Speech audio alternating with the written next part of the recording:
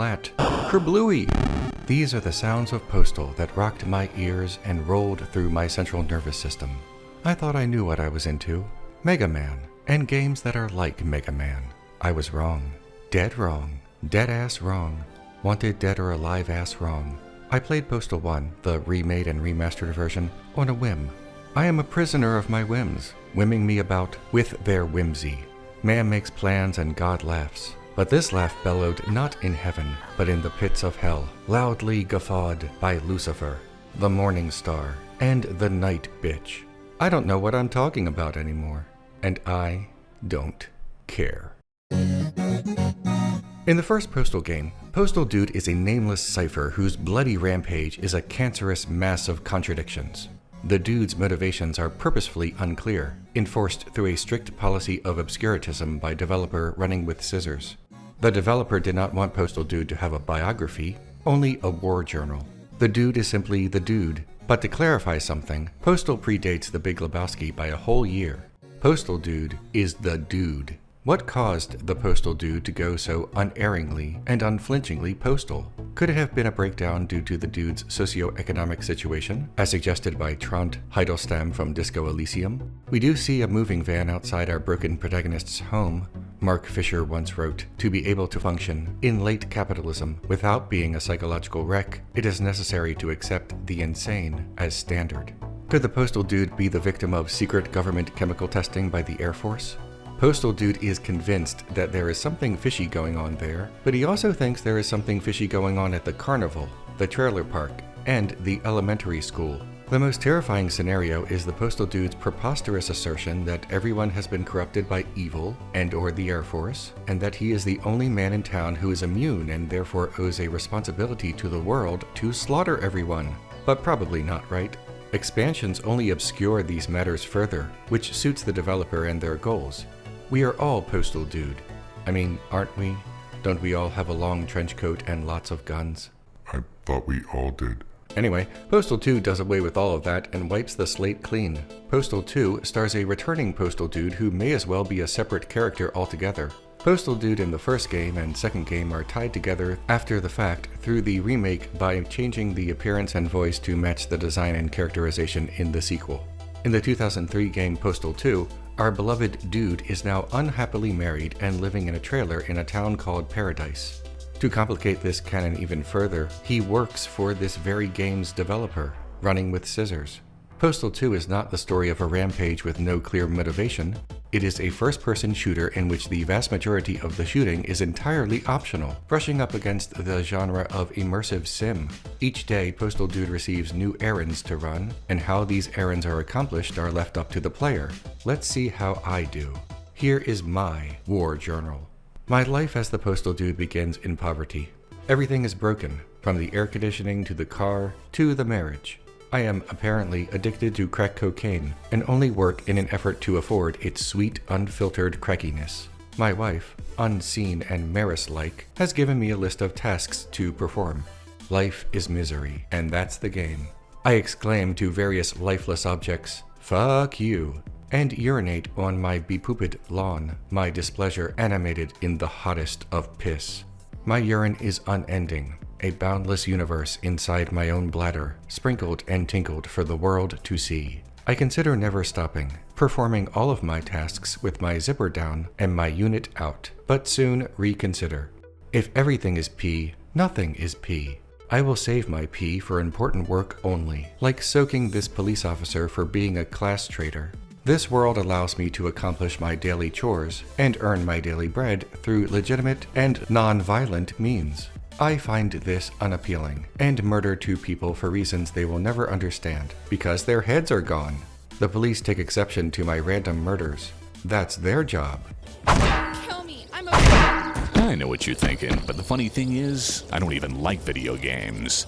It occurs to me that my rampage currently has an ambiguous motivation, much like in the previous murder spree. In an effort to assist true crime writers, I declare my mental illness. I believe I am the new Jesus.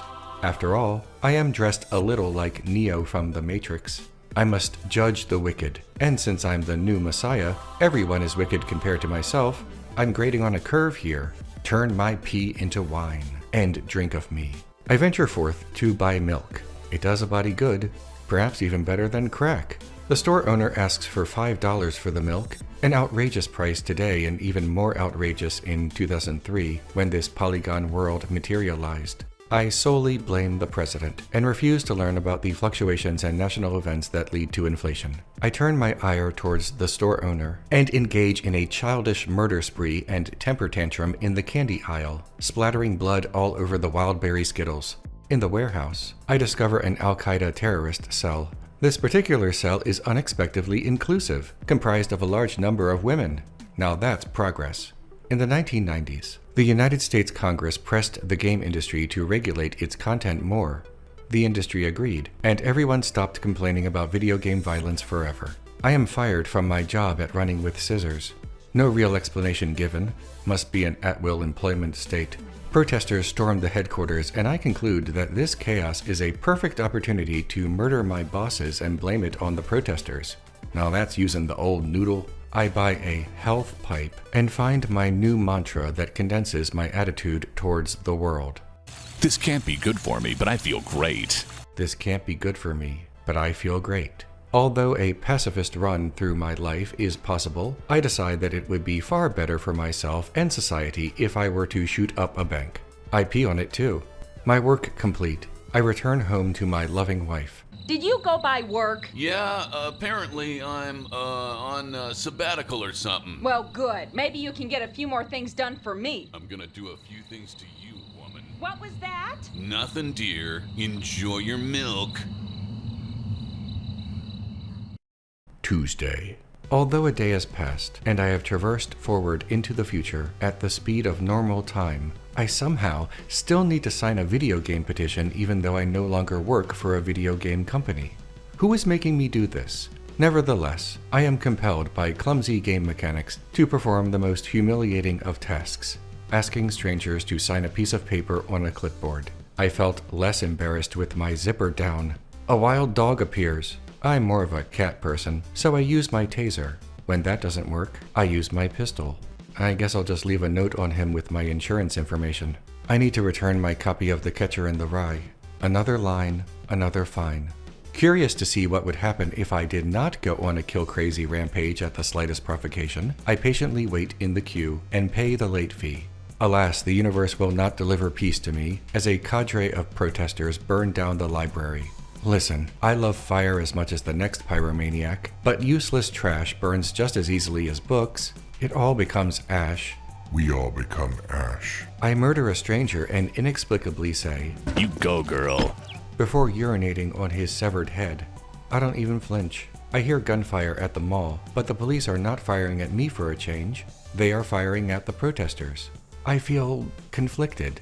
I stand in line to get an autograph from television icon Gary Coleman, but no sooner do I enter the queue to finally uncover what he was indeed talking about, a police officer tries to arrest me. I genuinely cannot remember which crimes the police witnessed and which they did not. This could be about anything.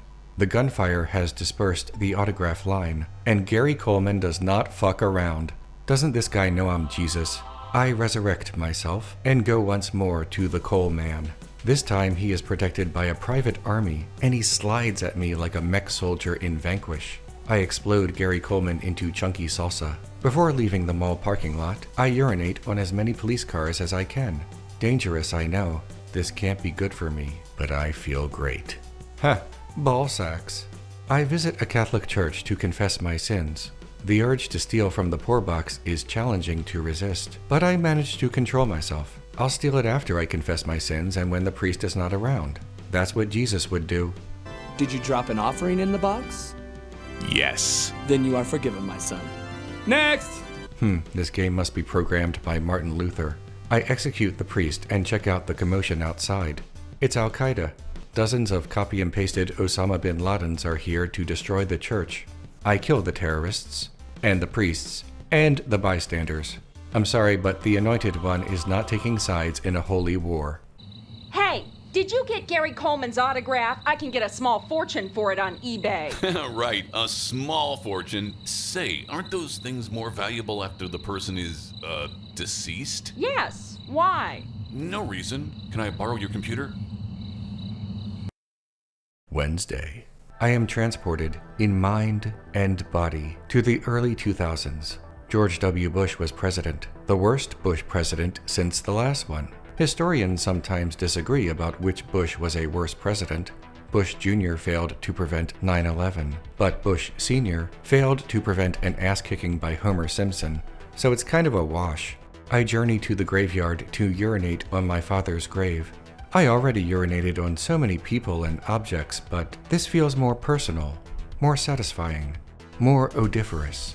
I mistakenly assume that the grave marked zombie dad is my own dear papa. My urine is life and resurrects the corpse. This is more evidence that I'm the new son of God. I kill Lazarus again, and after a brief search, I happen upon my father's grave. Postal Dude in the first bloody excursion is so different that I speculate that this dead father is actually the rampaging man that was evicted from his home. Unfortunately for my theory, postal continuity states that Postal Dude's rampage was in 1997 and not 1996. My head canon defeated by real canon, I urinate my disappointment away. I am kidnapped by rednecks who strip me and squeeze me into a gimp suit. This is the fourth time this has happened to me. I heroically escape via mass self-defense, but now everyone in town is seeing me in this gimp suit without the context that I am the victim. I stumble upon a gay bar and perform my best dance move, pressing the jump button. Picking up my own clothes from the dry cleaners costs me an economically devastating $100. I axe murder the inhabitants of an arcade, steal their money, and change back into my classic black trench coat and alien t-shirt combination. Good thing they were carrying more than just tokens. Worthless, useless tokens. My axe cries out for more blood, and simultaneously a Christmas tree. If I'm the new Jesus, I should probably celebrate my own birthday. A Christmas tree! I can't wait to decorate it. Yeah, it was pretty cheap since it's July and all. Well, I hope you voted today. Your choices will affect the future. You don't say. What was that? I said, do we have any beer? I worked up a killer thirst today. Thursday. My new mission is to acquire steaks. The butcher menu offers items like butt nuggets and choked chicken.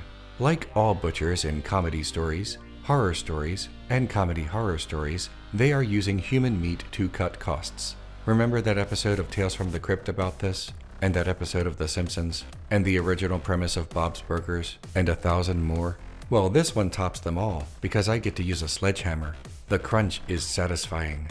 Call me Cap'n Crunch. Oops, all dingleberries. See, I knew I was a cat person. Another dog. He must smell that cat on me. Time to die.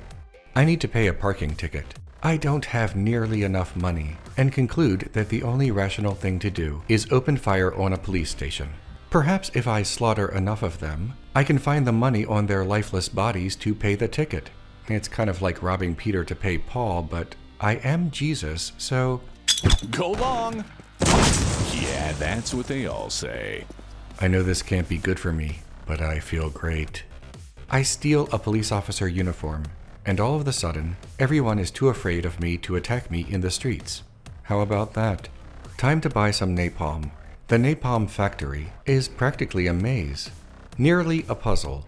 It forces me to use my brain and spatial awareness to figure out where to go without burning myself into a flaming cinder. I appreciate a good challenge.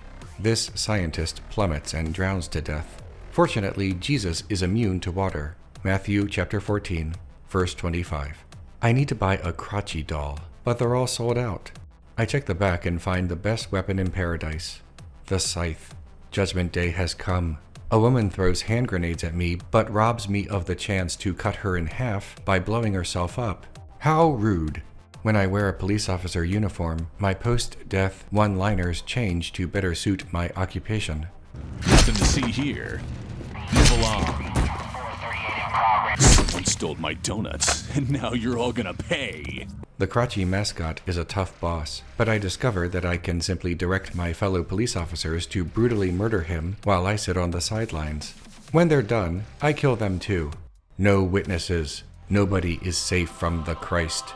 I hope you found a bad touch crotchy. You won't believe what they're selling for online. Oh, I got crotchy all right. Yep, definitely. Couple of times. Want to see the cool thing I picked up to kill the weeds with? Ow! You ruined my carpet, you asshole! Sorry, I was aiming higher, I swear. Gotta get this thing calibrated. As I dream, my subconscious drifts aimlessly to a new world, a retelling of my week in which I am comparatively more sympathetic, yet unwatchable, unfunny, and way too long. Huh, what do you know? The Big Lebowski. Hey, at least I'm housebroken. Nobody fucks with the Jesus. Friday. It burns when I pee. There is only one explanation. I haven't been peeing on enough people. The lack of urination has dried up my pipes. It's science. On my way to the clinic, every hostile group in paradise surrounds me. A dozen clones of Osama bin Laden launch missiles at me. Protesters and cops hunt me down. Ha, heathens. I upset too many people with my cocky attitude, delectable fashion sense, and unrepentant murders. Rabid pit bull with AIDS? See, this is why I'm a cat person. After cleaning out my wiener, I walk all the way to the junkyard. I need to pick up an alternator. Naturally, I demand it for free. So saith the Lord. Fucking mutts. All dogs go to hell. Next stop, the post office to pick up a package. I categorically refuse to pay the postage due, fire one little rocket, and suddenly the mail carriers go postal. The prophecy is fulfilled. That tears it. I have been a peaceful and forgiving savior far too long. Things that bother you never bother me. I'm happy and fine. Ha-ha! Living in the sunlight, loving in the moonlight, having a wonderful time. Having got a lot, I don't need a lot. Coffee's only a $1. Living in the sunlight, loving in the moonlight, having a wonderful time. Last item on my to-do list. Visit my Uncle Dave at his compound. I'm getting some 90s deja vu here. I set some police officers and dogs on fire and make my way to the compound. A few headshots later, and I'm inside. Whose side do I take in this standoff? On one hand, I condemn creepy cults in all their forms, except for mine. On the other hand, it's hard to pass up an opportunity to overthrow the state and murder federal agents, but on an impossible third hand, I do have class solidarity with the cultists, and I do feel bad for people who have been brainwashed. This is primarily the uncle's fault, the leader, not his victims. I give him a birthday present and wipe out the ATF. It's the right thing to do. Wait a gosh darn second here. Uncle Dave thinks he is the second coming and not me? That's it. With evil defeated or whatever, I march back home. The newspaper says that the apocalypse has come. See, I was right. I have returned at the end times. Huh. There's previously alive Senator Joseph Lieberman. It's been a decade since those congressional hearings, and looks like running with scissors holds a grudge. I mean, me too, honestly. Fuck Joe Lieberman. Feels good to say. As a side effect of the apocalypse, cats begin falling from the sky and grossing up the town. Ugh. See, this is why I'm a dog person. A few dead cats later and I'm home free, and absolutely nothing bad happens to me once I get back into the trailer. The end. All dark humor and declarations of godhood aside, Postal 2 is amazing. I actually had a fantastic time with it. I think this game is good for me, and I feel great. I can't say I love every aspect of it. For example, it kept crashing. Also, I cringe a little at post-9/11 politics. You know, the xenophobia and low-key Islamophobia that eventually ballooned into what we have now, and this game is trapped forever in the time it was made. Nevertheless, if you're mature enough to handle it, and you want to risk canceling yourself, I do recommend playing it and seeing how your adventure through paradise differs from mine. I will play the other Postal games in the future, but I want to save them for a rainy day instead of burning through all of them at once. Until next time, praise me and stay crunchy in milk. Hi everyone. If you want to support what I do, please like, share, and subscribe, and leave a comment under this video. I also have a Patreon at patreon.com/renegadecut. I'll see you soon.